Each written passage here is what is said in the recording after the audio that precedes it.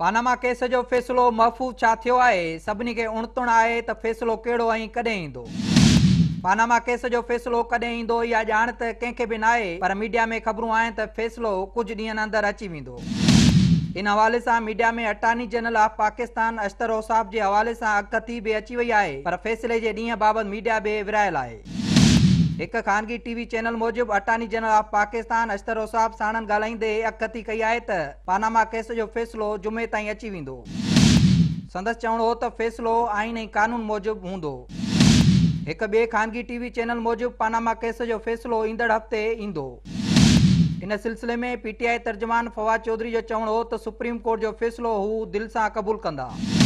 हुन चयो त नेब ऐं FBI पंहिंजो कमु न कयो, उन बावजूद खेनि उमेद आहे त फ़ैसिले में क़ौम खे कामयाबी मिलंदी। अवामी मुस्लिम लीग जे सरबराह शेख रशीद ख़ानगी टीवी चैनल सां ॻाल्हाईंदे चयो त हू अदालत जो फ़ैसिलो क़बूल कंदा। जेकॾहिं का कमीशन जोड़ी वई त हू उन में बि वेंदा। हुन चयो त सुप्रीम कोर्ट मां करप्शन जो ताबूर निकिरंदो। होॾां नून लीग अॻवान तलात चौधरी पंहिंजे रद्दअमल में चयो त फ़ैसिलो शरीफ़ ख़ानदान जे हक़ में ई ईंदो। हुन चयो त सुप्रीम कोर्ट जो फ़ैसिलो जेको बि आयो हू क़बूल कंदा। खेनि उमेद आहे त नवाज़ शरीफ़ खे अदालत मां कामयाबी मिलंदी।